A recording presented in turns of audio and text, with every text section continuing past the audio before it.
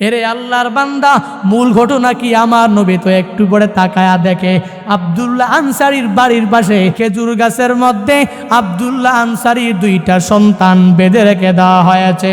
নবী আমার যায় যায় ছোট্ট সন্তানগুলোর কাছে জানতে চায়, কারা তোমরা, তোমাদেরকে বেঁধে রেখেছে কেন?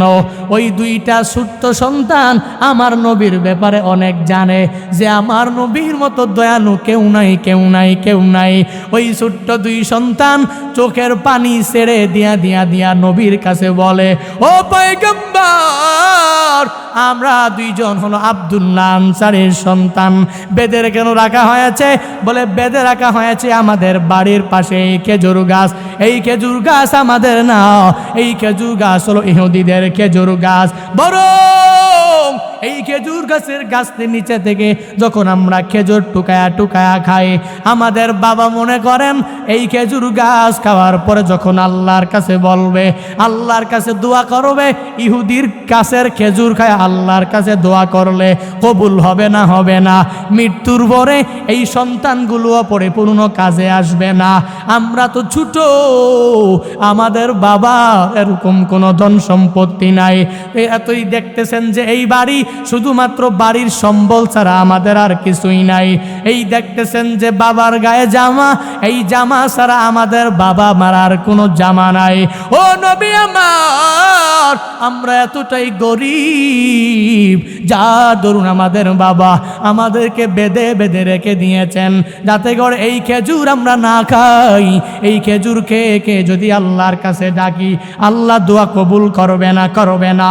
এই কথা বলার পর আমার নবী যখন শুনতে পায়, নবী তো ওদিকে আব্দুল্লাহ আনসারীর কথা শুনে নিজের কান্না ধরে রাখতে পারে না, এবার অঝর দ্বারায় কান্না করে।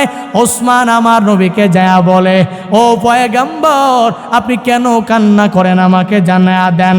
আমার নবী বলেন, উসমান পারবিনি, এই খেজুর গাছটাকে ক্রয় করে করে করে করে আনতে পারবিনি?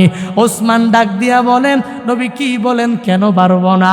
এই কথা বলতে দেরি ওসমান নবীর মোহাব্বত ভালোবাসা অন্তরে নিয়া এক সাহাবীর জীবনটাকে পরিপূর্ণ সতেজ করার জন্য, এক সাহাবীর সন্তানদের মায়া অন্তরের মধ্যে নিয়া দৌড়া যায় ইহুদির বাড়ির সামনে গিয়া ইহুদিকে জানা দেয়।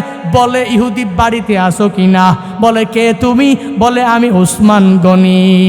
বলে, কেমনে সম্ভব? তুমি এত ধনী মানুষ, আমি গরিব, ইহুদির বাড়িতে কেন এসেছ?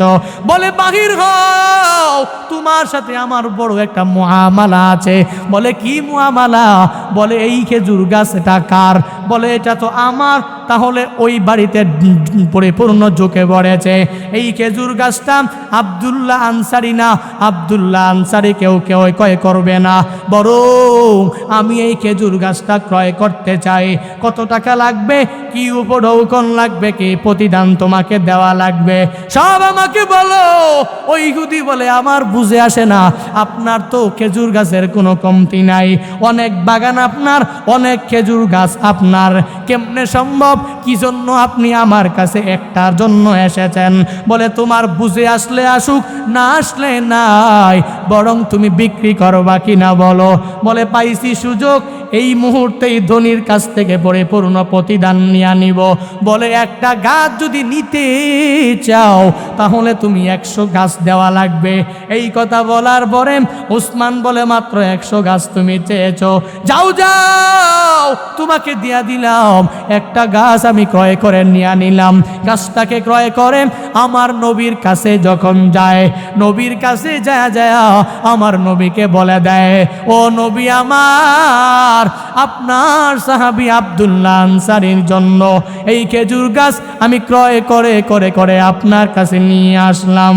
ও নবী আমার, আমি আপনাকে দিয়া দিলাম, আপনি আব্দুল্লাহ আনসারীকে দিয়া দেন। এই কথা বলার পরে নবী জানতে চায়, ওসমান তুমি কি উপঢৌকন দেওয়ার মাধ্যমে, কি টাকা পয়সা দেওয়ার মাধ্যমে, কি দেওয়ার মাধ্যমে তুমি এটা ক্রয় করেছ? ওসমান আমার নবীকে জানা দেয়, নবী আমার 100 চারা দেওয়ার মাধ্যমে এই চারাটা আমি ক্রয় করেছি, আপনার কাছে নিয়ে এসেছি। নবী বলেন, এত চারা একটা চারার জন্য তুমি কেন দিলা? আমার নবীর কাছে ওসমান ডাক দিয়া বলে, নবী আমার প্রয়োজন নাই, এই কথা বলারও কোনো দরকার নাই।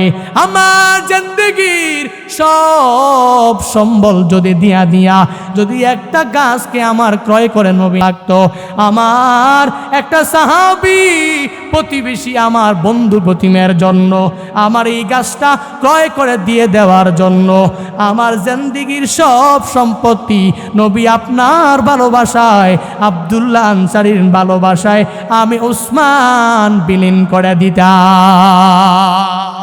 আব্দুল্লাহ আনসারী রাদিয়াল্লাহু তাআলা আন 5 ওয়াক্ত নামাজ নবীর পিছনে গিয়া বা জামাতে আদায় করে, 5 ওয়াক্ত নামাজ পড়ে, 1 ওয়াক্তও জামাত বাদ দেয় না। আল্লাহর বান্দা আব্দুল্লাহ আনসারী নবীর সাহাবী, নবীর ভালোবাসা নিয়া প্রতিদিন নামাজে যায়, কিন্তু একটা পরিপূর্ণ দোষ তার ভিতরে আছে। সবার পরে যায়, সবার আগে মসজিদ থেকে বের হয়ে যায়। সাহাবায়ে কেরাম আব্দুল্লাহ আনসারী কার্যকলাপ দেখিয়া সাহাবায়ে কেরামরা 1 দিন 2 দিন 3 দিন এই কার্যকলাপ দেখার পরে আমার নবীর কাছে যায় নবীকে পরিপূর্ণ নালিশ দিয়া দেয়, ও পয়গম্বর, আপনার সাহাবী আব্দুল্লাহ আনসারী আপনার পিছনেই নামাজ পড়ে, আপনার পিছনেই 5 ওয়াক্ত নামাজ বা জামাতে আদায় করে, কিন্তু একটা দোষ আছে, নবী সবার পরে সে মসজিদে যায়, আবার সবার আগে নবী মসজিদ থেকে বের হয়ে যায়। যখন এভাবে জানা দেয়, আমার নবী বলে, কারণটা কি? চলো তার কাছ থেকে জেনে আসি।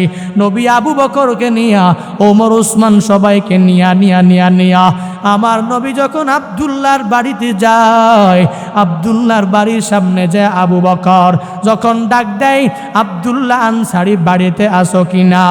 আব্দুল্লাহ আনসারীর ঘর থেকে কোনো সাউন্ড নাই, কোনো শব্দ নাই। ওমর যখন ডাক দেয়, আব্দুল্লাহ আনসারী বাড়িতে আসো কিনা? সাউন্ড নাই, শব্দ নাই। তারপরে আবার যখন ওসমান ডাক দেয়, আব্দুল্লাহ বাড়িতে আসো কিনা? সাউন্ড নাই, কোনো শব্দ নাই। আমার নবী আবু বকরকে জানা দেয়, চলো আবু বকর, অন্য সময় আমরা তার কাছে খবর নেওয়ার জন্য আসব, আজকে বুধয় আমার আব্দুল্লাহ বাসায় নাই, চলো আর একদিন তার খবর নেওয়ার জন্য আমরা আসব, বুধয় ব্যস্ত আছে, না হয় সে বাসার মধ্যে উপস্থিত নাই। আবু বকর বলেন, না, একটু আগেই নবী মসজিদে নববী থেকে বের হয়, সে ঘরের মধ্যে প্রবেশ করেছে, নবী আবার মনে হয় আব্দুল্লাহ বাসার মধ্যেই অবস্থান করতেছে। আমার নবী বলে, না, চলো আবু বকর, আমরা সবাই চলে যাই। না, চলো আবার আরেক সময় আবার তার কাছে এসে কেন সে এমন করে? কেন সে সর্বাবস্থায় সবার পরে মসজিদে যায়, আবার সবার আগে কেন মসজিদ থেকে বের হয়ে যায়? তা সুন্দরভাবেই তার কাছ থেকে আমরা সবাই মিলে জেনে নেব। নবী আমার আবু বকর, উমর, উসমানকে নিয়ে যখন রিটার্ন চলে যায়, আব্দুল্লাহ তার ঘরের দরওয়াজাটা খুলিয়া তাকায়া দেখে আবু বকর এসেছে, উমর এসেছে, উসমান এসেছে। শুধু না, সাহাবায়ে কেরাম শুধু এসেছে ব্যাপারটা এরকম না, বরং তাকায়া দেখে আমার নবী আব্দুল্লাহর বাড়িতে স্বয়ং চলে এসেছে। নবী কেন এসেছেন? আব্দুল্লাহ আমার নবীকে শুধু ডাকে আর ডেকে আমার পয়গম্বরকে বলে, নবী আমার, আমি আব্দুল্লাহ বড়ই গরিব, আমার গরিবের বাড়িতে আপনি চলে এসেছেন। দুনিয়াতে কোনো মানুষ যদি গরিব হয়, এমপি, মন্ত্রী, বড় বড় উচ্চপদস্থ কর্মকর্তা যদি তার বাড়িতে চলে আসে, সে এমনিতেই তো বড় হয়ে যায়, মনটা বড় হয়ে যায়। আমি গরিবের বাড়িতে এত বড় মানুষটা কেমনে চলে আসলো?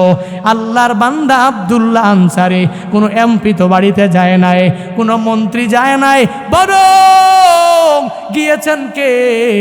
বলে, যেই নবীর মতো নবী হয় না, যেই নবীর মতো আমানতদার নবী আর হবে না, যেই নবী হলেন নাবিয়্যুল আম্বিয়া, যেই নবী হলেন সাইয়্যিদুল মুরসালিন। ওই নবী এসেছেন আমার নবীকে পরিপূর্ণভাবে ডাইকা জানায়া দেয়, ও নবী আমার, আমি আব্দুল্লাহর মতো গরিব সাহাবী কেউ নাই, কেন এসেছেন নবী আপনি আমাকে জানায়া দেন, জানায়া দেন। এই কথা বলার পরে আমার নবী আব্দুল্লাহকে বারবার যখন জিজ্ঞাসা করে, নবী আমার আব্দুল্লাহকে বলে, আব্দুল্লাহ কেন এসেছি জানো? প্রত্যেক দিন আমার পিছনে বা জামাতে তুমি 5 ওয়াক্ত নামাজ আদায় করো, কিন্তু তোমার কি এমন হয়ে গেল তুমি সবার পরে মসজিদে যাও, আবার সবার আগে মসজিদ থেকে বের হয়ে যাও? প্রশ্ন জাগে কি জাগে না? কেন কেন কেন? তোমার কোনো বিপদ হয় নাকি, কোনো মুসিবত হয় নাকি? এই কথা বলার পর আব্দুল্লাহ আমার নবীর উত্তর যখন দেবে, আব্দুল্লাহর চোখ দিয়ে বে টপ টপ করে পানিগুলো পড়ে, আর আমার নবীকে বলে, নবী আমার, আমি আব্দুল্লাহ কেন এমন করে জানেননি? আমি আব্দুল্লাহর ঘরের মধ্যে একটাই জামা, এই জামা আমি নিজে আব্দুল্লাহ পরিধান করে, তারপরে আমার স্ত্রীটাও একটা জামাই পরিধান করে, দুইজনে মিলে একটি জামা আমি আব্দুল্লাহ আর আমার স্ত্রী পরিধান করে। ও নবী আমার, যার জন্য আমি সবার আগে মসজিদে যেতে পারি না, মসজিদে আমি দেরি করতে পারি না, এই জন্য নবী আমার দেরি হয়ে যায়। আমার নবী আব্দুল্লাহর কথা শুনে চোখের পানি ছেড়ে দিয়া আল্লাহর কাছে বলে, হে মালিক, আমার এই সাহাবীদের মধ্যে আব্দুল্লাহ এতটাই গরিব, ও আল্লাহ আমি জানি আমার সাহাবীদের মধ্যে গরিব আছে, কিন্তু আব্দুল্লাহর মতো এতটা গরিব সাহাবী যে আমাদের মধ্যে আছে।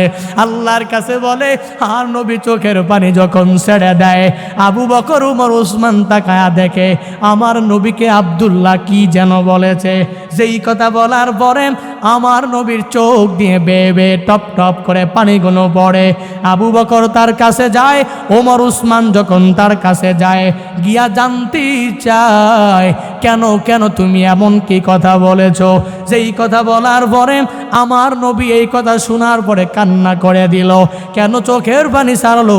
আমার নবীর মনে তুমি কি আঘাত দিয়েছ?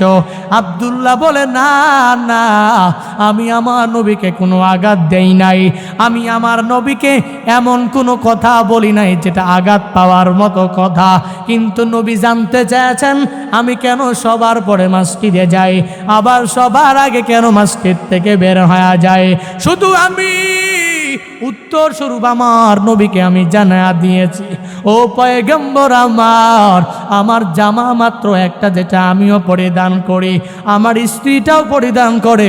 আবু বকর হতবাক হয়ে যায়, ওমর হতবাক হয়ে যায়, ডাইকা বলে, এটা কেমনে সম্ভব?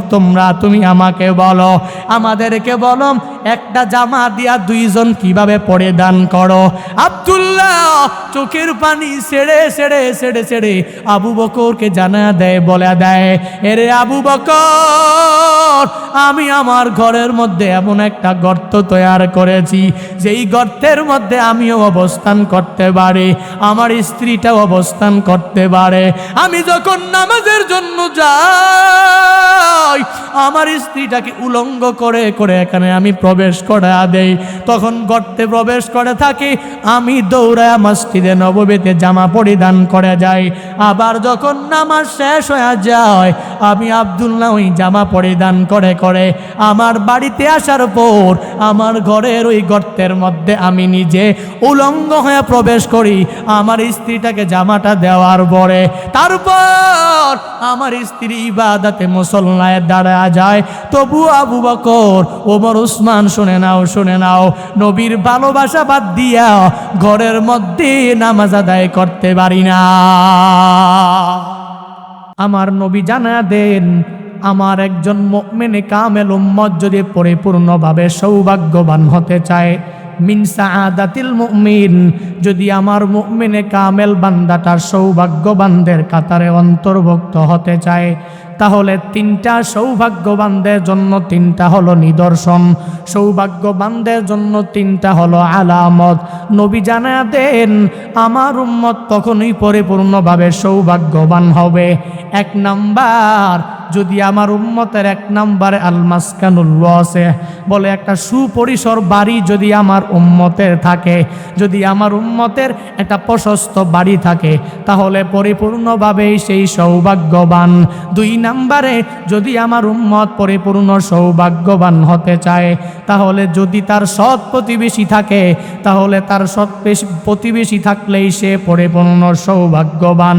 তিন নাম্বারে নবী বলেন আলমার কাবুল হানি, আমার উম্মত ওই সময় পরিপূর্ণভাবে সৌভাগ্যবান হবে যখন বান্দার কাছে চলার জন্য একটা বাহন থাকবে, চলার জন্য একটা সওয়ারি থাকবে, চলার জন্য একটা পরিপূর্ণ গাড়ি থাকবে, তাহলে উম্মত পরিপূর্ণভাবে সৌভাগ্যবানদের কাতারে অন্তর্ভুক্ত হয়ে যাবে।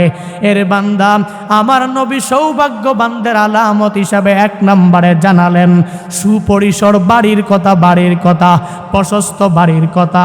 এই ব্যাপারে ইসলাম কি বলে? বলে তুমি তোমার বাড়িটাকে লম্বা করো, বাড়িটাকে প্রশস্ত করো, কোনো অসুবিধা নাই, তবে বাড়ির মধ্যে বেশি কারুকাজ করার কোনো প্রয়োজন নাই। আল্লাহর নবী বলেন নাই আল মাসকানুল জামিল, আল্লাহর নবী বলেছেন আল মাসকানুল ওয়াসিহ, বরং প্রশস্ত আর সুপরিসর বাড়ি যদি আমার উম্মতের থাকে, তাহলে আমার উম্মতটা পরিপূর্ণ সৌভাগ্যবানদের কাতারে অন্তর্ভুক্ত হয়ে যাবে। এজন্যই তো আমার নবী অজুর পরে পরে দুয়ার মাধ্যমে শিক্ষা দিয়া দিলেন, এরে আমার উম্মতের দল, অজুর পরে যখন আমার মালিকের দরবারে দুই হাত তুলে যখন বলবা ও আল্লাহ, আল্লাহুম্মা গফিরনি জামবি ওয়া ওয়াসি'লি ফি দারি ওয়া বারিকলি ফি রিজকি। আমার নবী বলেন অজুর শেষে সর্বাবস্থায় নবী সর্বাবস্থায় দোয়া পাঠ করে করে আল্লাহর কাছে বলতেন আল্লাহুম্মা গফিরনি জামবি, ও আল্লাহ আমার জিন্দেগির গুনাহগুলোকে মাফ করে দাও। নবীর জিন্দেগিতে তো গুনাহ না, তবুও কেন আমার নবী মালিকের কাছে বারবার ওযুর পরে কেন বলেন আল্লাহুম্মা গফিরলি জামবি, ও আল্লাহ আমার জিন্দেগির গুনাহগুলো মাফ করে দাও, করে দাও। নবী বলেন উম্মতদেরকে শিক্ষা দেওয়ার জন্য। দুই নাম্বার, নিজে পরিপূর্ণ শুকরিয়া আল্লাহর কাছে বারবার মালিক রহমাতুল লিল আলামিন কেন বলেন আল্লাহুম্মা গফিরনি জামবি। আবার অপর হাদিসে নবী পরিপূর্ণভাবে জানায়া দেন শুধু অজুর পরে না, আমি নবী ইয়া আইয়ুহান নাস তুবু ইলাল্লাহ ফা ইন্নী আতুবু ইলাইহি ফি কুল্লি ইয়াউমিন মিয়াতা মাররা। আমার নবী জানায়া দেন এরে আমার উম্মতের দল, শুনে নাও, শুনে নাও, তোমরা আল্লাহর কাছে তাওবা করো, ইস্তিগফার করো। কেন করবা? ফা ইন্নী আতুবু ইলাইহি ফি কুল্লি ইয়াউমিন মিয়াতা মাররা, বরং আমি নবী আমার মালিকের দরবারে প্রতিদিন 100 বার তাওবা করি, প্রতিদিন 100 বার ইস্তিগফার করে। এর বান্দা, নবী কেন তাওবা করেন, কেন ইস্তিগফার করেন? এক নম্বরে নবী উম্মতদেরকে শিক্ষা দিয়া দেন। নবী এজন্যই তো ওযুর পরে পরে উম্মতদেরকে শিক্ষা দিলেন, এরে আমার উম্মতের দল, ওযু পরে আল্লাহর কাছে বারবার দোয়া করো আল্লাহুম্মা গফিরলি জামবি, ও আল্লাহ আমার জিন্দেগির গুনাহ মাফ করে দাও। দুই নম্বরে নবী দোয়া করেন ওয়াসি'লি ফি দারি, ও আল্লাহ আমার বাড়িটা পরিসর করার, সুপরিসর করার তৌফিক দাও। ও আল্লাহ আমার বাড়ি প্রশস্ত করার মতো তৌফিক দাও। তিন নম্বরে নবী আল্লাহর কাছে বারবার ওযুর পরে দোয়া করতেন ওয়া বারিকলি ফি রিজকি। এক নম্বরে নবী আল্লাহর কাছে বলতেন গুনাহ ক্ষমা করে দাও। দুই নম্বরে নবী পরিপূর্ণভাবে বলতেন ও আল্লাহ আমাকে সুপরিসর বাড়ির করার মতো তৌফিক দাও। তিন নম্বরে নবী আমার আল্লাহর কাছে বলতেন ওয়া বারিকলি ফি রিজকি, ও আল্লাহ আমার রিজিকের মধ্যে পরিপূর্ণভাবে বরকত দাও। এর বান্দা নবী এজন্য তো উম্মতদেরকে শিক্ষা দিয়া গেলেন, যাতে করে উম্মতেরা ওযুর পরে পরে আল্লাহর কাছে বলে। এটা এমন এক দোয়া যেই দুয়ার প্রথমাংশের মধ্যে বান্দার আখিরাত পরিপূর্ণ কভার হয়ে যায়। এই দুয়ার প্রথমাংশ যদি বান্দার ক্ষেত্রে আল্লাহর পক্ষ থেকে কবুল হয়ে যায়, এই বান্দা যে বারবার আমার মালিকের কাছে বলে, হে মালিক আমার গুনাহগুলো মাফ করে দাও, মাফ করে দাও। এই বান্দার দোয়া যদি কোনো এক সময় আল্লাহর দরবারে কবুল হয়ে যায়, তাহলে জিন্দেগির গুনাহ তো বান্দার মাফ হয়ে যাবে। আর গুনাহ মুক্ত জিন্দেগি নিয়া এই বান্দা যখন কিয়ামতের ময়দানে উঠবে, তাহলে জান্নাত বান্দার জন্য আর কোনো বাধা থাকবে না।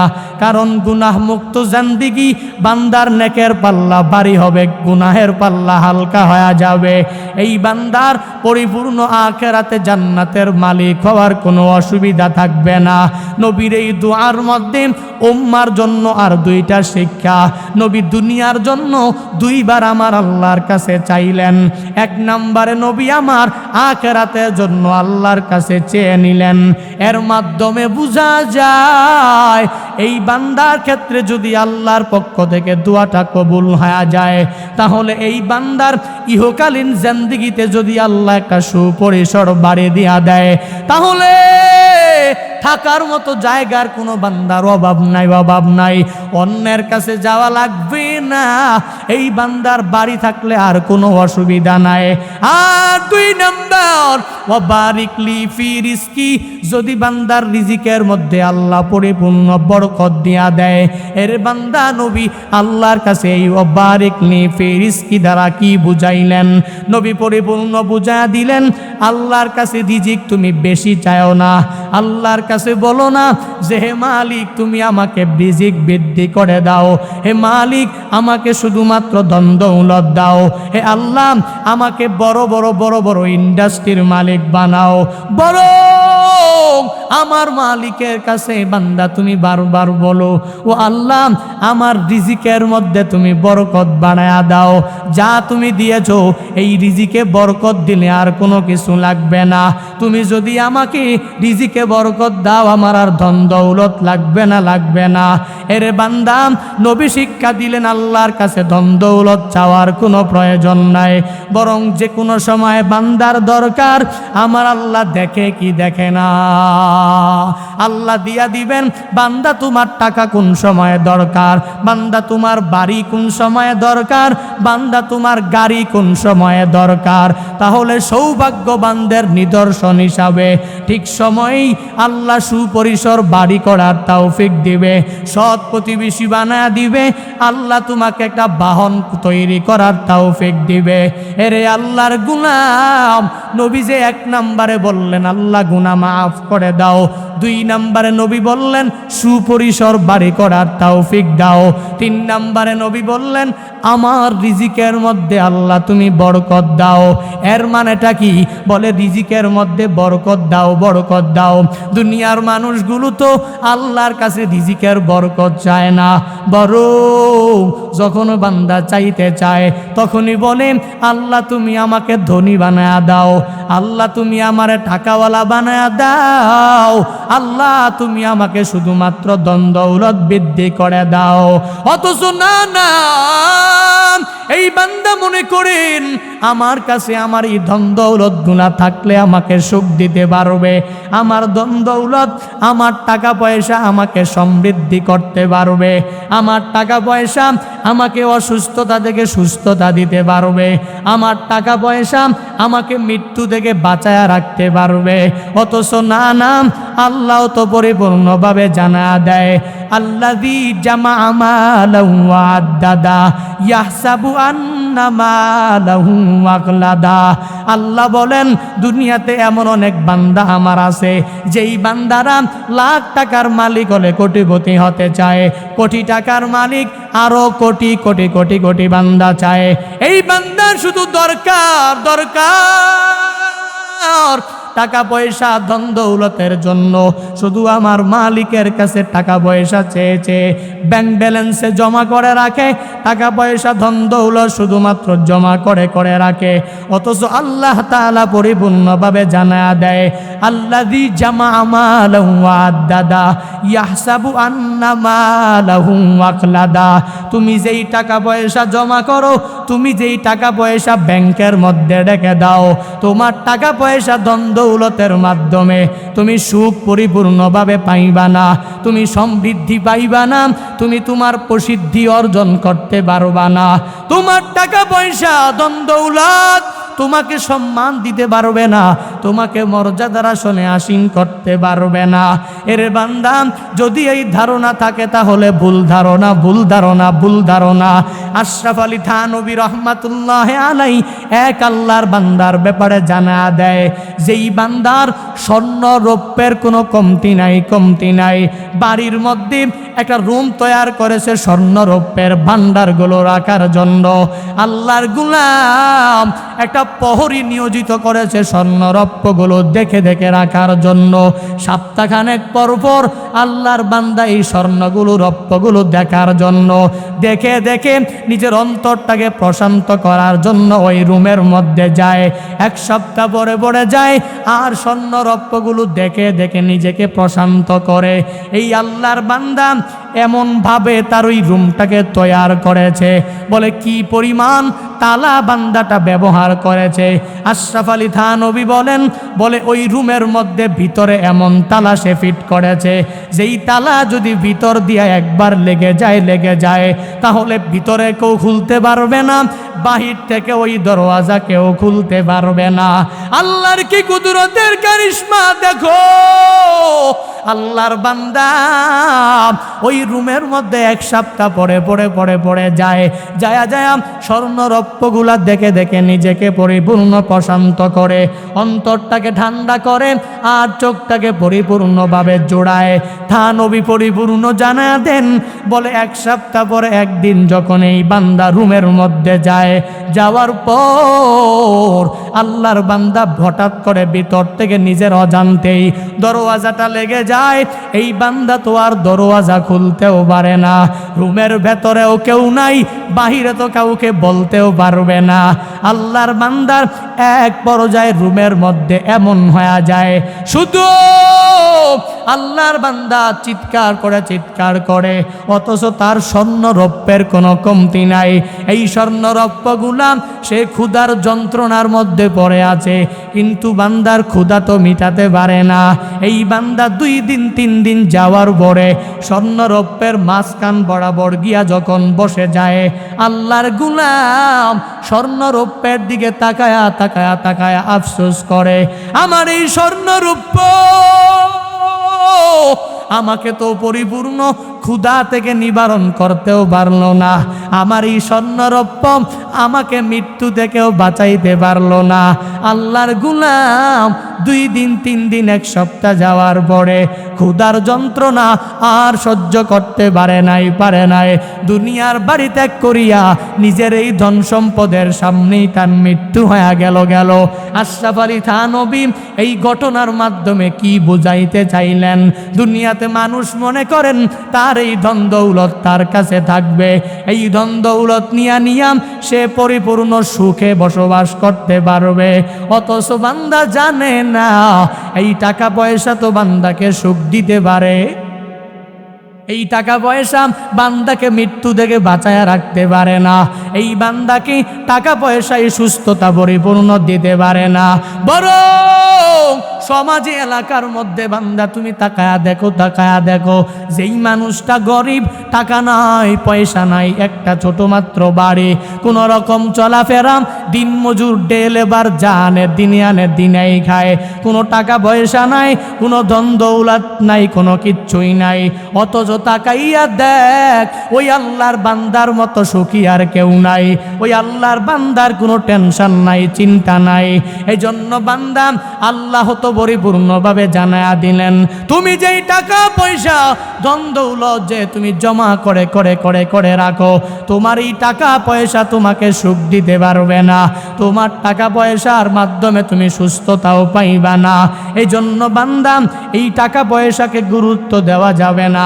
যখন আল্লাহ দিবেন এমনিতেই ওয়ামা মিন দাব্বাতিন ফিল আরদ ইল্লা আলাল্লাহি রিজকুহা, এর বান্দা আল্লাহ যে তোমাকে দুনিয়াতে পাঠালেন, আমার মালিক আমার রব, আমার মালিক হলো আমার খালিক, আমার সৃষ্টিকর্তা। আমি যদি বিপদে পড়ে যাই, আমার মালিক আমাকে বিপদ থেকে বাঁচায়া দিবে। আমার টাকা পয়সার প্রয়োজন, আল্লাহ আমাকে একটা না একটা ব্যবস্থা করে দেবে। এই জন্য বান্দা ধনী হওয়ার মধ্যেই পরিপূর্ণ বরকত নাই, বরং টাকা পয়সা ধন দৌলত নিয়া নিয়া যদি হাসরের ময়দানে যাও, দুনিয়াতে ধন সম্পদ কোন জায়গায় ব্যয় করেছো, কোন খাতে তুমি ব্যয় করেছো, আল্লাহর কাছে হিসাব দিতে দিতে তোমার জন্য অনেক দেরি হয়ে যাবে। নবী জানায়া দেন, দুনিয়াতে আমার উম্মতেরা দুইটা দল, একটা দল ধনী আল্লাহওয়ালা আর একটা দল গরিব আল্লাহওয়ালা। গরিব আল্লাহওয়ালা ওই বান্দা নামাজ বাদ দেয় না, রোজা বাদ দেয় না, তাহাজ্জুদও মিস করে না, ইশরাক আর আউয়াবিন কোনোটাই বান্দা বাদ দেয় না। এই বান্দা যদিও সকালের খানা খেলে দুপুরের খানা জোগাড় করতে পারে না, দুপুরের খানা খেলেও এই বান্দা রাতের খানা জোগাড় করতে কষ্ট হয়ে যায়, তবুও আমার মালিকের অকৃতজ্ঞ বান্দা হয় না। দুনিয়াতে আমার এই গরিব উম্মতের দলেরা আল্লাহওয়ালা হয়ে যায়, নামাজের মহাব্বত নামাজের ভালোবাসা অন্তর থেকে বান্দা ছেড়ে দেয় না।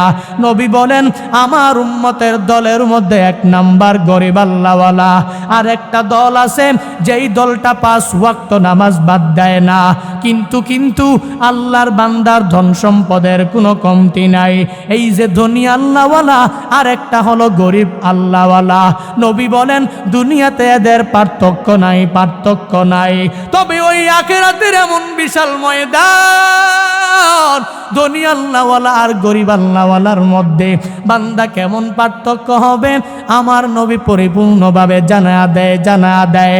আমার গরিব আল্লাহওয়ালা এই উম্মতটা দুনিয়াতে থাকা অবস্থায়, দুনিয়াতে থেকে থেকে যদিও ঠিক মতন খানা পায় নাই, জোগাড় করতে পারে নাই, তবুও আমার মালিকের ভয় অন্তর থেকে দূরে সরাইয়া দেয় নাই।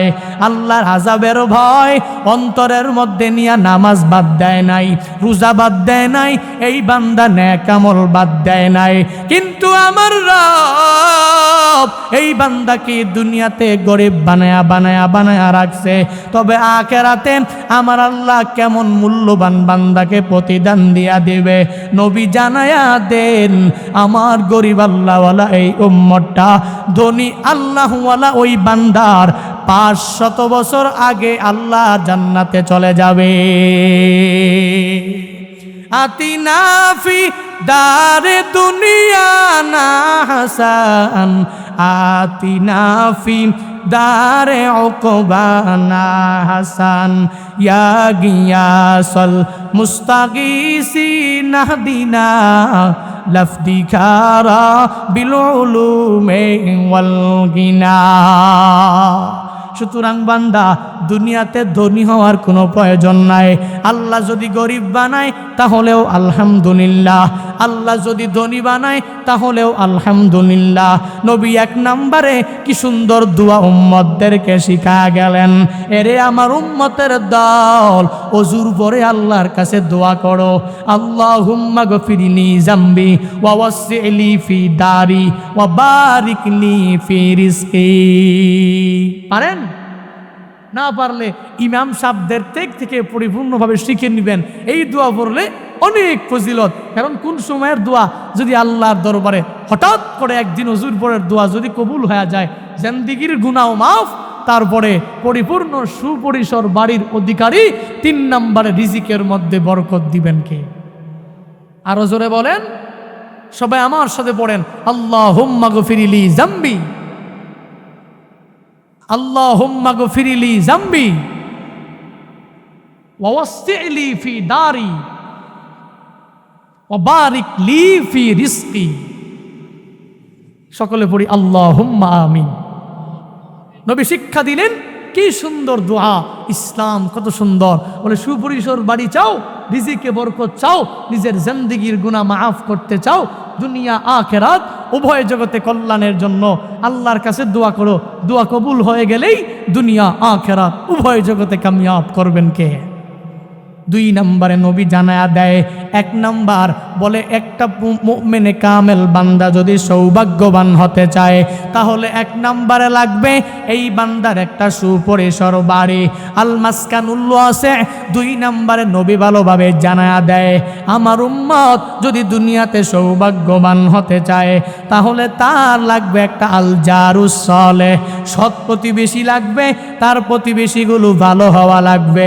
দুনিয়ার মানুষের আশেপাশে যত প্রতিবেশী আছে, প্রতিবেশী যদি ভালো হয় এই বান্দার চলতে অনেক সুবিধা হয়। প্রতিবেশী ভালো হয় এই বান্দার দুঃখে সুখে সর্বাবস্থায় তার পাশেই থাকে। প্রতিবেশী যদি ভালো হয় তাহলে এই বান্দার বিপদে সর্বাবস্থায় এগিয়ে দৌড়ে চলে আসে। এরে আল্লাহর গোলাম, সৎ প্রতিবেশী আমার মালিকের পক্ষ থেকে অনেক বড় রহমত। রাত 12টা 1টা বেজে যায়, আল্লাহর বান্দা হঠাৎ করে তার এমন বড় অসুস্থতা দেখা দিয়া দিল, এই বান্দার মাথা ব্যথা, এই বান্দার পেটের ব্যথা দেখা দিয়া দিল। দুনিয়ার কোনো মানুষ জানবে না, দূরের আত্মীয় স্বজনরা টেলিফোন করার পরে আস্তে আস্তে দেরি হয়ে যাবে। যদি পাশে যদি সৎ প্রতিবেশী বান্দার থাকে তাহলে ওই সৎ প্রতিবেশীরা এসে এই বান্দাকে ডাক্তারের কাছে নিয়ে যাবে। এজন্যই তো নবী বলেন, সৎ প্রতিবেশী আমার মালিকের পক্ষ থেকে রহমত। আর সৎ প্রতিবেশী যদি আমার কোনো মুমিনে কামেল উম্মতের থাকে তাহলে সে পরিপূর্ণভাবেই সৌভাগ্যবান। এরে বান্দা, প্রতিবেশী কিরকম রহমত শুনে নাও। বিখ্যাত এক মুহাদ্দিস যার উপনাম হলো আবু হামজা রহমাতুল্লাহ আলাইহি, মানুষগুলো তাকে ডাকে শুকরি বলিয়া, শুক্কারি বলিয়া। শুকরি বলে ডাকার কারণ কি? বলে শুকরি মানে হলো পরিপূর্ণভাবে মধু আর মিষ্টি। শুকরি মানে মিষ্টি, শুকরি মানেই হলো মধু। আল্লাহর বান্দার উপনাম হলো আবু হামজা। কেউ আবু হামজা নামে ডাকে না, এলাকার সব মানুষগুলো তাকে শুকরি বলে কেন ডাকে? কেন মধু আর পরিপূর্ণ মিষ্টি বলে কেন ডাকে? বলে এই আল্লাহর গোলাম প্রতিবেশীর সাথে যখন ওই কথা বলে মনে হয় যেন কথা দিয়া মধু ঝরতেছে, মনে হয় যেন কথা দিয়া অনেক সুন্দর মিষ্টি মিষ্টি ঝরতেছে। এই বান্দার কথা শুনে মানুষগুলো পরিপূর্ণ তৃপ্ত হয়ে যায়, অন্তর প্রশান্ত হয়ে যায়। আল্লাহর বান্দার উপনাম যদিও আবু হামজা, কিন্তু ডাকে বান্দাকে শুকরি বলিয়া। এই আল্লাহর গোলামের হঠাৎ করে কিছু টাকা পয়সার প্রয়োজন পড়ে গেল। আল্লাহর বান্দা টাকা পয়সা পাওয়ার জন্য কোথায় যাবে? টাকা পয়সা নাই, শুধু আছে বান্দার একটা বাড়ি। এই বাড়ি তার শেষ সম্বল, এই সম্বলটা বিক্রি করেই তার ওই কাজটা সারা লাগবে। যেই টাকা পয়সা, যেই ধন দৌলত সে পাবে তা দিয়ে অন্য জায়গায় বাড়ি করবে, আর কিছু টাকা দিয়া নিজের বিপদের সময়ের টাকা পয়সা পরিপূর্ণ বিপদে কাজে লাগায়া দিবে। চিন্তা ভাবনা করে নিল আল্লাহর গোলাম, পরিপূর্ণ চিন্তা নিয়া প্ল্যান নিয়া একজন ক্রেতাকে ডেকে তার বাড়িটাকে বিক্রি করে দেওয়ার জন্য যখন ডাক দেয়, ক্রেতা এসে বলে তোমাকে এত উপঢৌকন দিব। বলে অসুবিধা নাই, তুমি আমাকে যা দিবা তা আমি 2টা ভাগ করব। কিছু দিয়া অন্য জায়গায় কম দামে একটা বাড়ি করে নিব, আর কিছু টাকা পয়সা দিয়া, কিছু ধন দৌলত দিয়া নিজের প্রয়োজন মিটায়া ফেলবো। আল্লাহর বান্দাদের সিদ্ধান্ত পরিপূর্ণ ফাইনাল হয়ে যায়। অতিকে প্রতিবেশীরা যখন শুনতে পায় এই শুকরি নামক আল্লাহর বান্দা, যেই বান্দার জবান থেকে সুন্দর সুন্দর কথা বের হয়, যেই বান্দার জবান থেকে মধুর মতো কথাটা বের হয়, ওই আল্লাহর বান্দা নাকি এই এলাকায় বাড়ি ঘর করে আর থাকবে না। প্রতিবেশীরা সবাই মিলে পরিপূর্ণভাবে তার কাছে আইসা বলে উপনাম আবু হামজা হামজা তোমার, আমরা তোমাকে আবু হামজা বলে ডাকি না। এই এলাকার মধ্যে তোমার মতো সৎ প্রতিবেশী আমাদের কারো নাই। তুমি যখন ওই কথা বলো তোমার কথা থেকে মধুর মতোই ঝরে। তুমি যখন কথা বলো তোমার কথা শুনে আমাদের অন্তর তৃপ্ত হয়ে যায়। তোমার কথা শুনে শুনে আমাদের অন্তর পরিপূর্ণ প্রশান্ত হয়ে যায়। কি দরকার তোমার বলো? আল্লাহর বান্দা বলে আমার কিছু টাকা পয়সা প্রয়োজন পড়েছে, তাহলে কি করবা? বলে সিদ্ধান্ত নিয়ে নিলাম এই বাড়িটাকে বিক্রি করে দেব, অর্ধেক টাকা দিয়া প্রয়োজন মিটাবো, আর এক জায়গায় গিয়া অল্প দামে একটা বাড়ি করে ফেলবো। প্রতিবেশীরা ডাক দিয়া বলে না না না, তোমাকে যাইতে দিব না। তোমার মতো সৎ প্রতিবেশী আমাদের দরকার, যার জবান থেকে কথা শোনার জন্য আমরা সর্বাবস্থায় তার সামনে এসেই থাকি। আমরা তোমাকে পরিপূর্ণভাবে ওয়াদা দিয়া দিলাম, তোমার যেই টাকা পয়সা লাগবে, তোমার যেই প্রয়োজন মেটানোর জন্য ধন দৌলত লাগবে, সব আমি তোমাদের দিয়া দিব, তোমাকে দিয়া দিব, সবাই মিলে ম্যানেজ করে ফেলবো। তবুও আমাদের এই এলাকা ছেড়ে যেও না। কি বোঝা যায়? যেই বান্দার মুখ থেকে সুন্দরভাবে সুন্দর কথা বের হয়, মধুর মতো কথা বের হয়, এই বান্দার জবান থেকে সুন্দর সুন্দর কথা বের হয়। মানুষকে আঘাত দেয় না, জবান দিয়ে আঘাত দেয় না, মানুষকে হাত দিয়া কষ্ট দেয় না। ওই বান্দার জন্যই সৎ প্রতিবেশী তৈয়ার হয়ে যাবে। এই জন্য তো নবীও জানায়া গেলেন, সৎ প্রতিবেশী যদি আমার কোনো উম্মতের থাকে তাহলে তার মতো সৌভাগ্যবান আর কেউ নাই। অথচ দুনিয়াতে মানুষগুলো জবান দ্বারা কষ্ট দেয়, দুনিয়ার মানুষগুলো প্রতিবেশীকে হাত দ্বারা বাধা দেয়, কষ্ট দেয়।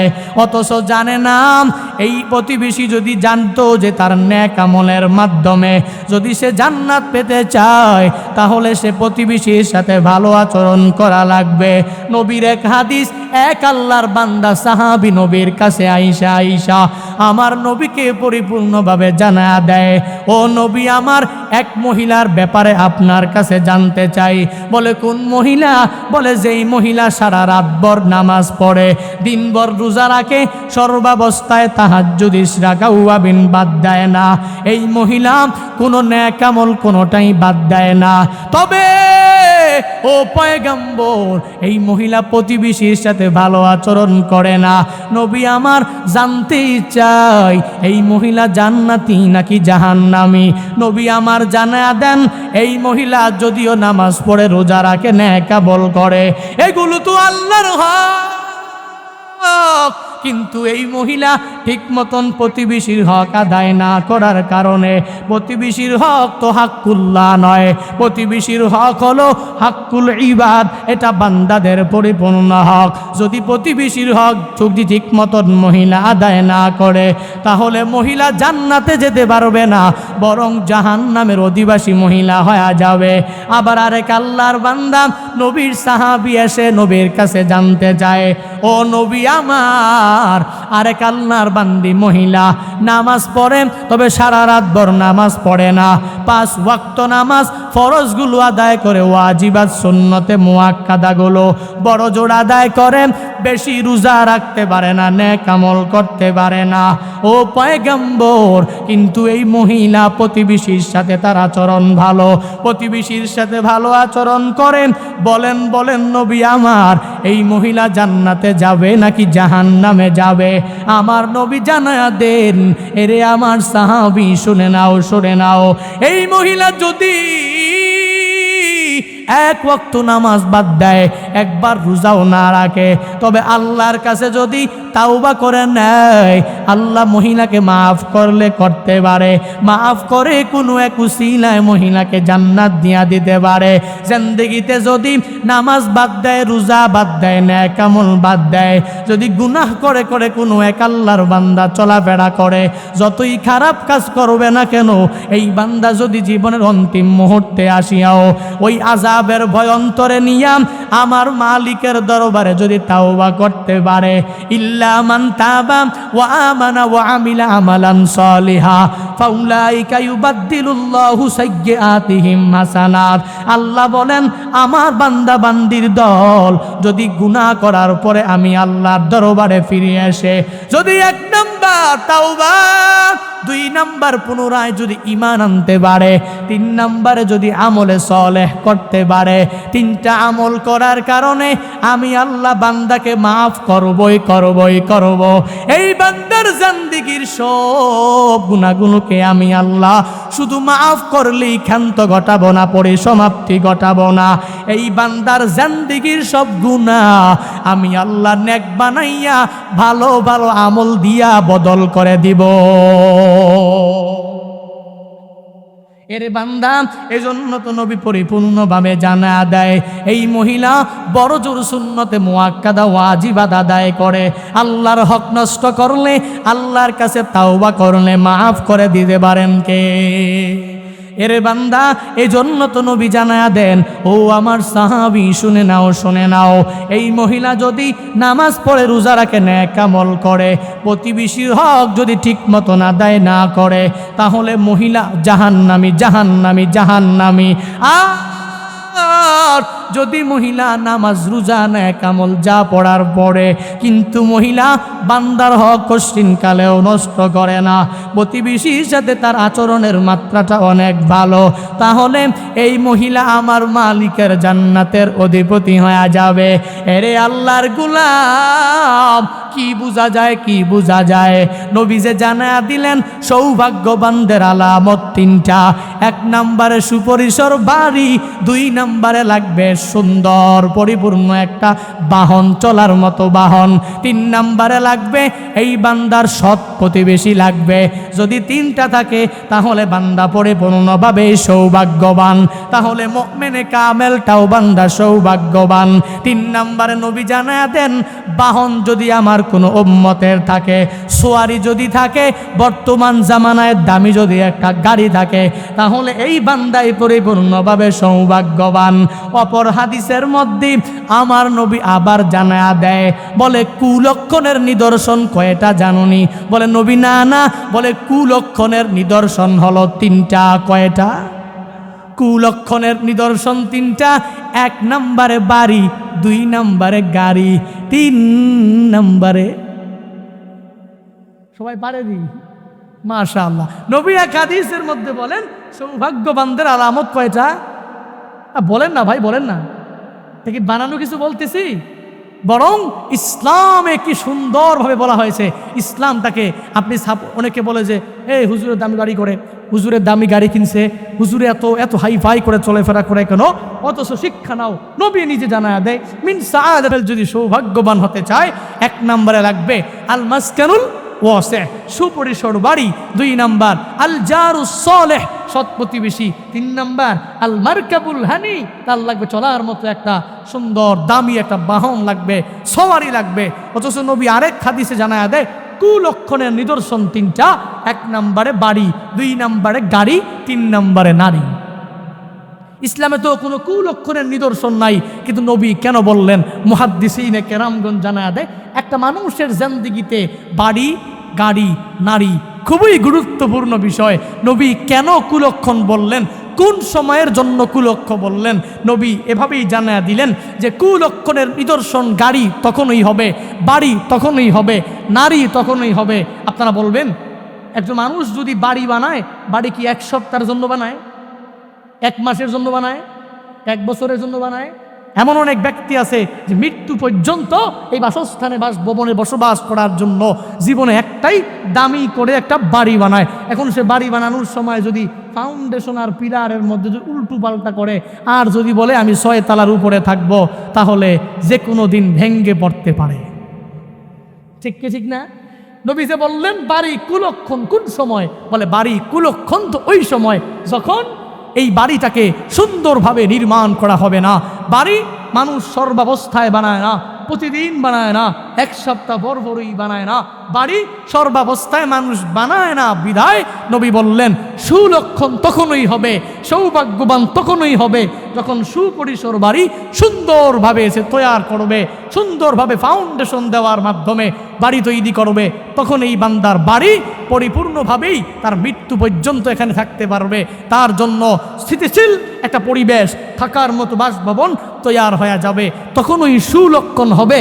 যদি এমনভাবে বাড়ি বানায় এক সপ্তাহ পরে ভেঙে যায়, এক মাস পরে ভেঙে যায়, 2 মাস পরে ভেঙে যায়, তখন ওই বাড়ি বান্দার জন্য সুলক্ষণ হবে না, সৌভাগ্যের নিদর্শন হবে না। তখন ওই বান্দার জন্য এটা হবে কুলক্ষণ। ঠিক কি ঠিক না? নবী বলেন 2 নম্বরে কুলক্ষণ হলো বান্দার জন্য একটা গাড়ি। 1 নাম্বার বাড়ি, 2 নাম্বার গাড়ি। গাড়ি কি মানুষ এক সপ্তাহ পর পর একটা কিনে? কথা বলেন না কেন? গাড়ি কি মানুষ 1 মাস পরে পরে একটা কিনে? না না, বড় ইহকালীন জিন্দেগিতে সুন্দরভাবে সৌভাগ্যবানদের কাতারে নিজেকে অন্তর্ভুক্ত করার জন্য মানুষ জীবনে হয়তো 2টা 3টা হাইস্ট গেলে 4টা গাড়ি কিনবে। কিন্তু গাড়ি যে কিনে, যদি সে মনে করে আমি গাড়ি একদম কম দামে কিনবো, কম টাকা দিয়া কিনবো, আর এই গাড়ি দিয়া সৌভাগ্যবানদের কাতারে পরিপূর্ণই হয়ে যাব, না না, এটা ভুল ধারণা হবে। অনেক আল্লাহর বান্দা আছে কম দামি গাড়ি কিনে। কম দামি গাড়ির ব্যাপারে উদাহরণ আর কি দিব, এমনও অনেক দিন গেছে রাত 1টা 2টায় যখন ফেসবুক হঠাৎ করে খুললাম, এক বক্তা ভাই পোস্ট দিছে যে আজকের মাহফিল গেল। ফোন করে জিজ্ঞেস করলাম কারণটা কি, বলে মাস প্রতি আইসা গাড়ি এমনভাবে নষ্ট হয়েছে, এই গাড়ি দিয়ে আর মাহফিল পর্যন্ত পৌঁছতে পারি নাই। আমি কই গাড়ির দাম কত? কয় গাড়ির দাম প্রাইভেট কার, দেখতে সুন্দর 1 লাখ। নবী যে বললেন তোমার গাড়ি তখনই তোমার জন্য সৌভাগ্য দিবে, সৌভাগ্যবানদের নিদর্শন হবে তখনই যখন তুমি একটা দামি সওয়ার ইউজ করবে, যখন তুমি দামি একটা গাড়ি ইউজ করবে, দামি বাহন তুমি ইউজ করবে, তখন এটা দ্বারা তুমি সৌভাগ্যবান হতে পারবে। তোমার জন্য কুলক্ষণ হবে না। কি সুন্দর ইসলাম! 3 নম্বরে নবী জানায়া দেয় তোমাদের জন্য কুলক্ষণ হলো নারী। ঠিক কে ঠিক না? যে বেচারা ঠিক কইছে, বেচারা মনে হয় বাড়িতে খুব বিপদে আছে, নিজের বউ নিয়া আর নিজের মায়া নিয়া বিপদে একটা পড়ছে মনে হয়। যে জোরে ঠিক কইছে আল্লাহ জানে। আমার নিয়ে যান বাড়িতে, সব ঠিক করে আসো। আল্লাহ হেদায়াত দান করেন, আল্লাহ বুঝ দান করেন। নারী কি 1 সপ্তাহ পরে পরে পাল্টানো যায়? 1 মাস পরে পরে, 1 বছর পরে পরে? যাকে ঘুরার বেরাম এরা পাল্টাতে পারে। যারা অভ্যাস খারাপ এরাই তালাক দিতে পারে। একটা তালাক দেয় আরেকটা করে, তালাক দেয় আরেকটা করে। এরকম অভ্যাস আছে না নাই? এদের খিটখিটে মেজাজ নারীর উপর সর্বাবস্থায় প্রভাব ফেলে, আর তখনই কোথায় কোথায় কাটাকাটি হলে তালাক দিয়া দেয়। অথচ ইসলামের মধ্যে নিকৃষ্ট জায়েজ হচ্ছে 2টা, সর্বনিকৃষ্ট কিন্তু জায়েজ এই 2টা। 1 নম্বরে তালাক, 2 নম্বরে ভিক্ষা। জায়েজ বাট সর্বনিকৃষ্ট, তালাক জায়েজ বাট সবচেয়ে নিকৃষ্ট বিষয়। এজন্য কোথায় কোথায় তুই তালাক, তোর বাপ তালাক, তোর মা তালাক, তোর 14 গোষ্ঠী তালাক। এমন এক ঘটনা ঘটেছে আমার পরিপূর্ণ কানে শোনা। আমার আব্বু আম্মু আমাকে একদিন উদাহরণ দিতে গিয়া বলছেন, খানার মধ্যে সবাই বসা হাসাহাসি করতেছি, এক পর্যায়ে গিয়া বলতেছে মজার মধ্যে যে একজন আমাদের বাড়ির পাশেই, সে তার রাগ হয়ে খুব খিটখিটে মেজাজ, তার স্ত্রীকে তুই তালাক, তোর বাপ তালাক, তোর মা তালাক, 14 গোষ্ঠী তালাক। যখন তালাকের ফতুয়ার জন্য গেছে, ওই আল্লাহর বান্দা বলে না না হুজুর, আমি তো তুই তালাক, তোর বাপ তালাক, তোর মা তালাক এগুলো বলি নাই, আমি বলছি তুই বড় সালাক, তুই বড় সালাক, তুই বড় সালাক। কি বলছে? তুই বড় সালাক, তুই বড় সালাক। দেখছেন ব্যাপারটা? এরকম বিভিন্ন সমাজে বিভিন্ন ঘরে ঘরে তাকায়া দেখেন, মানুষ জেনার কাতারে কিয়ামতের ময়দানে দাঁড়িয়ে যাবে। কখন? যখন ওই যে তালাক দিছে, কিন্তু নিজের সুন্দর স্ত্রীটাকে বিদায় করতে তো পারবে না, ঘরে মন বসবে না। আল্লাহর বান্দা বিভিন্ন ফতুয়ার মাধ্যমে কয় আমার কাছে ফতুয়া নাই, আমি আহলে হক উলামায়ে কেরামের অন্তর্ভুক্ত, আমি মুফতি সাহেব ঠিকই, কিন্তু 500 টাকা 1000 টাকার মাধ্যমে ফতুয়া উল্টানি আমার মধ্যে নাই। ওই যে দরবারে যাও, ওই যে এলাকায় যাও, ওই যে ইমাম সাহেবের কাছে যাও, ওই যে খতিব সাহেবের কাছে যাও, উনি 500 টাকার মাধ্যমে ফতুয়া উল্টাতে পারে। আছে না নাই? এই জন্য না না, আপনি যে 500 টাকা 1000 টাকার মাধ্যমে একজনের সংসার জোড়া লাগাইয়া দিলেন, কিন্তু অবৈধ, এই বান্দা যত খারাপ কাজ করেছে, যতবার রফাস করেছে, যতবার সহবাস করেছে, এই সব গুনাহ হয়েছে জেনার গুনাহ, জেনার গুনাহ। আপনি বৈধ ঘোষণা দিয়া দিলেন, সে বৈধভাবেই সহবাস করেছে, কিন্তু আপনার আমল নামায় তো ওই গুনাহের একটা অধিকার, একটা হক, একটা আমল নামায় জড়ো হইতেছে। পড়েন নাউজুবিল্লাহ, পড়েন নাউজুবিল্লাহ। এজন্য ফতোয়া দিতে সাবধান, হ্যাঁ, ফতোয়া দিতে সাবধান। আল্লাহ আমাদের হেদায়েত দান করুন, আল্লাহ আমাদের বুঝ দান করুন। নবী বললেন কুলক্ষণ হলো নারী। এই জন্য নারী যখন তুমি একজন মন্দ নারী ঘরে আনবা, তখন ওই ঘর থেকে আনোয়ার শাহ কাশ্মীরি আসবে না, ওই ঘর থেকে ডক্টর মিজানুর রহমান আজহারি আসবে না, ওই ঘর থেকে হাফিজুর রহমান সিদ্দিকী আসবে না, ওই ঘর থেকে সৈয়দ মুকাররম বারি আসবে না, ওই ঘর থেকে বড় বড় আহলে হক উলামায়ে কেরাম আসবে না, আসবে না। বরং ওই ঘর থেকে আসবে ঐশী যে রান্দা দিয়া বাবারেও কুবাবে, মারেও কুবাবে, ঠিক কিনা? এজন্য চিন্তা ভাবনা করে নামাজ পড়নেওয়ালা, রোজা রাখনেওয়ালা, তাহাজ্জুদ পড়নেওয়ালা, ইশরাক পড়নেওয়ালা, আউয়াবিন পড়নেওয়ালা 5 লাখ টাকা দিবে, কয় মায়া কালো না সাদা, না নামাজ না রোজা না রাকামল, কয় কত দিবে? 5 লাখ। অসুবিধা নাই, কবুল। হায় হায় হায়, সমাজের বাস্তব চিত্রগুলো তুলে ধরার চেষ্টা করছি। কষ্ট পাচ্ছেন? দুঃখ পাইতেছে মনটা? না না, যদি কষ্টও হয়, মনে দুঃখ যায়, as a speaker, as a Muslim I have a responsibility.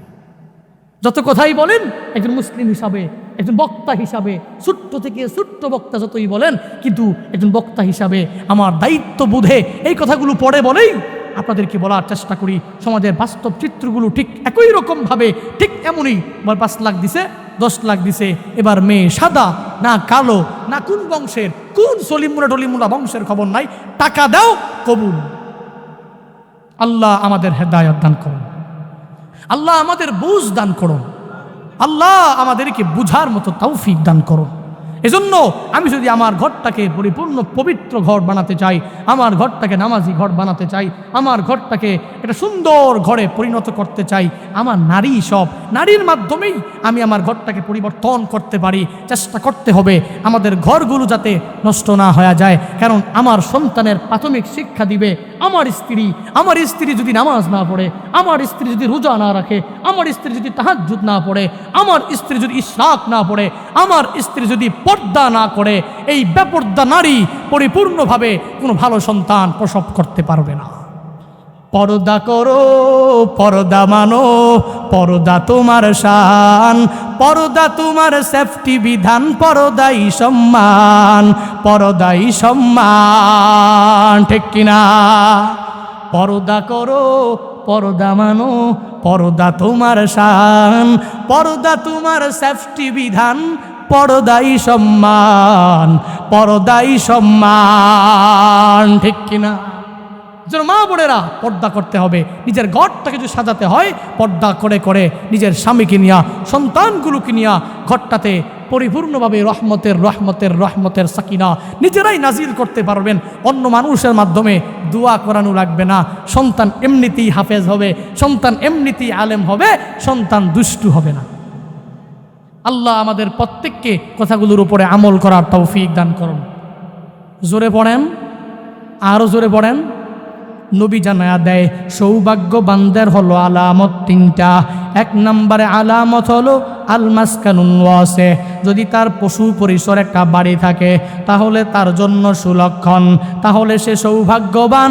2 নম্বরে নবী জানায়া দেয় যদি তার জারুস সালেহ থাকে, যদি সৎ প্রতিবেশী এই আমার উম্মতের থাকে, তাহলে সে পরিপূর্ণভাবেই সৌভাগ্যবান।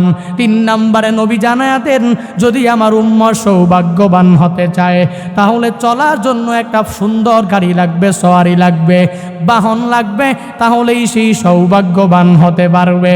এরে বান্দা তাকায়া দেখো, দুনিয়াতে মানুষগুলো তো প্রতিবেশীর হক আদায় করে না, নিজের সৎ প্রতিবেশী হতে পারে না, সর্বাবস্থায় জবান দিয়া অন্যকে কষ্ট দেয়, হাত দিয়া অন্যকে ব্যথা দেয়, হাত দিয়া অন্যকে কষ্ট দেয়। কথায় কাটাকাটি হয়েছে, আল্লাহর বান্দা জবান দিয়ে একটা গালি দিয়া ফেলেছে। কথায় কাটাকাটি হয়েছে, নিজের বল থাকার কারণে হাত দিয়া মেরে ফেলেছে। কথায় কাটাকাটি হয়েছে, নিজের পিছনে ব্যাকগ্রাউন্ডে একজন ওসি থাকার কারণে, এসপি থাকার কারণে, মেম্বার এমপি চেয়ারম্যান থাকার কারণে বলে ধর, ওই বান্দার কোনো দোষ নাই, আল্লাহর বান্দাকে মারধর করে নিজে বাড়িতে চলে এসেছে। ওই আল্লাহর বান্দা তো কিছুই বলতে পারে নাই। এরে আল্লাহর গোলাম, নিজেই সৎ প্রতিবেশীর অন্তর্ভুক্ত নিজেকে বানায় নাও, তাহলে তোমার আশেপাশের প্রতিবেশীগুলা তোমার জন্য সৎ হয়ে যাবে। প্রতিবেশীর প্রতি মায়াম সাহাবায়ে কেরামের অন্তরের মধ্যে কেমন শুনে নাও। এরে আল্লাহর বান্দা, মূল ঘটনা কি? আমার নবী তো একটু করে তাকায়া দেখে আব্দুল্লাহ আনসারীর বাড়ির পাশে একটা খেজুর গাছ দেখা যায়। এই খেজুর গাছের মধ্যে আব্দুল্লাহ আনসারীর 2টা সন্তান বেঁধে রেখে দেওয়া হয়েছে। নবী আমার যায় ছোট্ট সন্তানগুলোর কাছে জানতে চায়, কারা তোমরা, তোমাদেরকে বেঁধে রেখেছে কেন? ওই 2টা ছোট্ট সন্তান আমার নবীর ব্যাপারে অনেক জানে, যে আমার নবীর মতো দয়ালু কেউ নাই। ওই ছোট্ট 2 সন্তান চোখের পানি ছেড়ে দিয়া নবীর কাছে বলে, ও পয়গম্বর, আমরা 2 জন হলো আব্দুল্লাহ আনসারীর সন্তান, বেঁধে কেন রাখা হয়েছে? বলে বেঁধে রাখা হয়েছে আমাদের বাড়ির পাশে এই খেজুর গাছ। এই খেজুর গাছ আমাদের না, এই খেজুর গাছ হলো ইহুদিদের খেজুর গাছ। বরং এই খেজুর গাছের গাছের নিচে থেকে যখন আমরা খেজুর টুকায়া খাই, আমাদের বাবা মনে করেন এই খেজুর গাছ খাওয়ার পরে যখন আল্লাহর কাছে বলবে, আল্লাহর কাছে দোয়া করবে, ইহুদির গাছের খেজুর খায় আল্লাহর কাছে দোয়া করলে কবুল হবে না? মৃত্যুর পরে এই সন্তানগুলোও পরিপূর্ণ কাজে আসবে না। আমরা তো ছোট, আমাদের বাবা এরকম কোনো ধন সম্পত্তি নাই। এতই দেখতেছেন যে এই বাড়ি শুধুমাত্র বাড়ির সম্বল ছাড়া আমাদের আর কিছুই নাই। এই দেখতেছেন যে বাবার গায়ে জামা, এই জামা ছাড়া আমাদের বাবা মারার কোনো জামা নাই। ও নবী আমার, আমরা এতটাই গরিব, যা ধরুন আমাদের বাবা আমাদেরকে বেঁধে রেখে দিয়েছেন যাতে করে এই খেজুর আমরা না খাই। এই খেজুর খেয়ে যদি আল্লাহর কাছে ডাকি, আল্লাহ দোয়া কবুল করবে না। এই কথা বলার পর আমার নবী যখন শুনতে পায়, নবী তো ওদিকে আব্দুল্লাহ আনসারীর কথা শুনে নিজের কান্না ধরে রাখতে পারে না, এবার অঝর দ্বারায় কান্না করে। ওসমান আমার নবীকে যায়া বলে, ও পয়গম্বর, আপনি কেন কান্না করেন আমাকে জানায়া দেন। আমার নবী বলেন, উসমান পারবিনি, এই খেজুর গাছটাকে ক্রয় করে আনতে পারবিনি? ওসমান ডাক দিয়া বলেন, নবী কি বলেন, কেন পারবো না? এই কথা বলতে দেরি ওসমান নবীর মোহাব্বত ভালোবাসা অন্তরে নিয়া এক সাহাবীর জীবনটাকে পরিপূর্ণ সতেজ করার জন্য, এক সাহাবীর সন্তানদের মায়া অন্তরের মধ্যে নিয়া দৌড়া যায় ইহুদির বাড়ির সামনে গিয়া ইহুদিকে জানা দেয়। বলে, ইহুদি বাড়িতে আসো কিনা? বলে, কে তুমি? বলে, আমি ওসমান গনি। বলে, কেমনে সম্ভব? তুমি এত ধনী মানুষ, আমি গরিব ইহুদির বাড়িতে কেন এসেছ? বলে, বাহির হও, তোমার সাথে আমার বড় একটা মুআমালা আছে। বলে, কি মুআমালা? বলে, এই খেজুর গাছ এটা কার? বলে, এটা তো আমার। তাহলে ওই বাড়িতে পরিপূর্ণ ঝুঁকে পড়েছে। এই খেজুর গাছটা আব্দুল্লাহ আনসারী না, আব্দুল্লাহ আনসারী কেউ ক্রয় করবে না, বরং আমি এই খেজুর গাছটা ক্রয় করতে চাই। কত টাকা লাগবে, কি উপঢৌকন লাগবে, কি প্রতিদান তোমাকে দেওয়া লাগবে, সব আমাকে বলো। ওই ইহুদি বলে, আমার বুঝে আসে না, আপনার তো খেজুর গাছের কোনো কমতি নাই, অনেক বাগান আপনার, অনেক খেজুর গাছ আপনার, কেমনে সম্ভব? কি জন্য আপনি আমার কাছে একটার জন্য এসেছেন? বলে, তোমার বুঝে আসলে আসুক, না আসলে নাই, বরং তুমি বিক্রি করবা কিনা বলো। বলে, পাইছি সুযোগ, এই মুহূর্তেই ধনির কাছ থেকে পরিপূর্ণ প্রতিদান নিয়ে নিব। বলে, একটা গাছ যদি নিতে চাও তাহলে তুমি 100 গাছ দেওয়া লাগবে। এই কথা বলার পরে ওসমান বলে, মাত্র 100 গাছ তুমি চেয়েছো, যাও তোমাকে দিয়া দিলাম। একটা গাছ আমি ক্রয় করে নিয়ে নিলাম। গাছটাকে ক্রয় করে আমার নবীর কাছে যখন যায়, নবীর কাছে যায় আমার নবীকে বলে দেয়, ও নবী আমার, আমার আপনার সাহাবী আব্দুল্লাহ আনসারীর জন্য এই খেজুর গাছ আমি ক্রয় করে করে করে আপনার কাছে নিয়ে আসলাম। ও নবী আমার, আমি আপনাকে দিয়া দিলাম, আপনি আব্দুল্লাহ আনসারীকে দিয়া দেন। এই কথা বলার পরে নবী জানতে চায়, উসমান তুমি কি উপঢৌকন দেওয়ার মাধ্যমে, কি টাকা পয়সা দেওয়ার মাধ্যমে, কি দেওয়ার মাধ্যমে তুমি এটা ক্রয় করেছ? উসমান আমার নবীকে জানা দেয়, নবী আমার 100 চারা দেওয়ার মাধ্যমে এই চারাটা আমি ক্রয় করেছি, আপনার কাছে নিয়ে এসেছি। নবী বলেন, এত চারা একটা চারার জন্য তুমি কেন দিলা? আমার নবীর কাছে উসমান ডাক দিয়া বলে, নবী আমার প্রয়োজন নাই, প্রয়োজন নাই, এই কথা বলারও কোনো দরকার নাই। আমার জিন্দেগির সব সম্বল যদি দিয়া যদি একটা গাছকে আমার ক্রয় করে নবী লাগতো, আমার একটা সাহাবী প্রতিবেশী, আমার বন্ধু প্রতিমের জন্য, আমার এই গাছটা ক্রয় করে দিয়ে দেওয়ার জন্য আমার জিন্দেগির সব সম্পত্তি নবী আপনার ভালোবাসায়, আব্দুল্লাহ আনসারীর ভালোবাসায় আমি উসমান বিলীন করে দিতাম। এর বান্দা কি বোঝা যায়? উসমান রাদিয়াল্লাহু তাআলা আন টাকার কোনো কমতি নাই, যার জন্যই তো গনি, এত বড় ধনী, এই ধন দৌলত সব ব্যয় করে দিতে চায়। কারণটা কি? প্রতিবেশীটাকে বাঁচাতে চায়, প্রতিবেশীটাকে পরিপূর্ণ হক আদায় করতে চায়। এর বান্দা তাকায়া দেখো, দুনিয়ার মানুষগুলো তো হক আদায় করে না, প্রতিবেশীর সাথে ভালো আচরণও করে না, বরং নিজে 5 তলার বিল্ডিংয়ে ঘুমায়, কিন্তু প্রতিবেশী যে না খায়া মরতেছে। এই শীতার্ত মানুষগুলো বস্ত্রের জন্য বিভিন্ন জায়গায় দৌড়ায়, কম্বলের জন্য দৌড়ায়। আল্লাহর বান্দা নিজে 5 তলা ফ্ল্যাটে থাকে, একটা পয়সা দিয়া কম্বল দেয় না। আছে না নাই? কথা বলেন না কেন?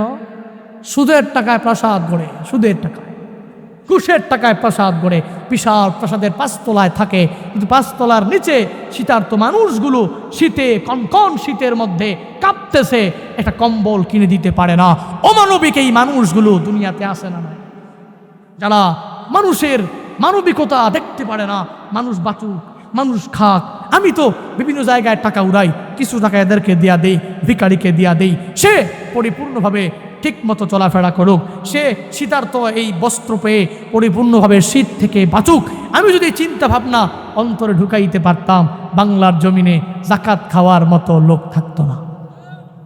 ঠিক না?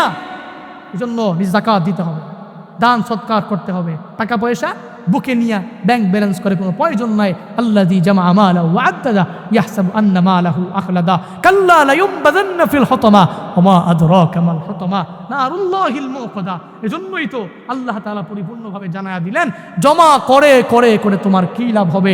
কোনো ফায়দা নাই। এগুলা তোমার কোনো ফায়দায় আসবে না, এগুলো তোমাকে সুখ দিতে পারবে না, এগুলো তোমাকে সমৃদ্ধি দিতে পারবে না, এগুলো তোমাকে সম্মান দিতে পারবে না, মর্যাদা দিতে পারবে না, অনেক বড় আসনে আসীন করতে পারবে না, বরং তোমার চক্ষু শীতলতা এই ধন সম্পদ শুধুমাত্র দেখে দেখে সুখ উপভোগ করতে পারবা, আর কোনো কিচ্ছু হবে না।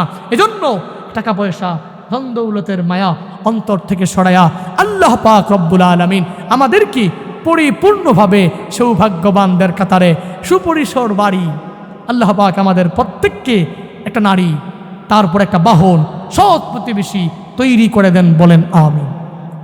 আরো জোরে বলেন আমিন। আল্লাহ তাআলা আমাদেরকে সৌভাগ্যবানদের কাতারে অন্তর্ভুক্ত করেন। এগুলো যেটা কুলক্ষণ হবে, কুলক্ষণ থেকে বাঁচিয়ে বাঁচিয়ে আল্লাহ সুলক্ষণ নিয়ে চলার তৌফিক দান করেন। আল্লাহ যারা বিয়া করে নাই, এদেরকে একজন আখলাকে হাসানার অন্তর্ভুক্ত, একজন নেককারিনী, নামাজ পড়নেওয়ালা, রোজা রাখনেওয়ালা, তাহাজ্জুদ পড়নেওয়ালা, কোরআন তিলাওয়াত করনেওয়ালা একজন সুন্দরী রমণী দান করেন। খুশি হয়েছেন তো? ম্যারিড কারা কারা হাত তোলেন তো? ম্যারিড বিবাহিত কারা? কি বিবাহিত এই অল্প? হাই মাশাআল্লাহ, আমি হাত তুলছি কেন? আমি না। ম্যারিড কারা কারা? বিবাহিত কারা কারা? বিবাহিত, বিবাহ করেছেন যারা, হে মাশাআল্লাহ মাশাআল্লাহ। আল্লাহ তাআলা আপনাদের প্রত্যেকের ঘরে রহমত নাজিল করে। আর বিয়া করেন নাই কারা কারা? অবিবাহিত, জোরে হাত তোলে। নারায়ে তাকবীর, লিল্লাহে তাকবীর। আল্লাহ প্রত্যেককে একজন নেককারিনী স্ত্রী দান করেন। পড়েন আমিন। আর জোরে পড়েন। যৌতুক নিবেন 5 লাখ 2 লাখ টাকা লাগবে না, বরং আমাদের নেককারিনী স্ত্রী লাগবে। আল্লাহ আমাদেরকে সৌভাগ্যবান বানায় দেন। পড়েন আমিন। আর জোরে পড়েন আল্লাহুম্মা আমিন। হ্যাঁ, যুবকরা খুশি হয়ে গেছে। হুজুর বিয়ের কথা বলবেন, মন ফ্রেশ পাবেন, রিফ্রেশ মাইন্ড পাবেন, হাসি পাবেন, খুব মজা পাবেন। বিয়ের কথা কোন ভালো লাগবে? হ্যাঁ, এত অভিজ্ঞতা কারেকশন করবো। হ্যাঁ, হচ্ছে আমি করতেও পারি না। আজকে এমনি মাইকের অবস্থা টাইট। যারা যারা সামনে ছিল ওরাই বুঝতে পারছে আমার কি হারাত হয়েছে। আমাকে আর কষ্ট দিয়ে না, অনেক কষ্ট হয়েছে বয়ান করতে। প্রতিদিন কথা বলতে হবে, প্রতিদিন কথা বলতে হবে। আজকের এক মাহফিলে যদি আমার গলা শেষ করে ফেলে, অবস্থাই টাইট। অনেক কষ্ট হয়েছে বয়ান করতে। বুঝলাম না এটা কেন হলো। সাউন্ডগুলোতে রিভার্ব থাকা লাগবে, মিক্সার থাকা লাগবে। আজকে ফার্স্ট প্রোগ্রামে সাউন্ড সিস্টেম খুব ভালো ছিল, কথা বলতে অনেক কষ্ট হয়েছে। ছিল তো দেবিদ্দার পাশাপাশিই ছিল, মেবি 1 ঘন্টার ডিস্ট্যান্স ছিল। ওখানে বয়ান করে খুব মজা পাইছি। এখানেও বয়ান করে মজা পাইছি। মজা না পাইলে পরে আপনার ডেকোরেটরের হাদিয়া কম দিবেন। না না, ভালো হয়েছে। ভবিষ্যতে আরও ভালো রাখার চেষ্টা করতে হবে। যেহেতু অনেক টাকা পয়সা খরচ করে মাহফিলগুলো আয়োজন করেন, বক্তা যাতে কষ্ট না হয়, কথা বলতে যাতে সুবিধা হয়। আমার এখনই শ্বাস টানতে অনেক কষ্ট হচ্ছে, অনেক কষ্ট হয়েছে বয়ান করতে। যাক, আল্লাহ পাক অন্য দিক দিয়ে পুষায়া দেন। পড়েন আমিন। আল্লাহ কণ্ঠের মধ্যে বরকত দেন, সিহতে আফিয়ত আজেলা কামেলা নিয়া চলার তৌফিক দান করেন। পড়েন আমিন। আপনারা যারা দান করার খেয়াল, এই মাহফিলের জন্য মাদ্রাসা আছে নাকি?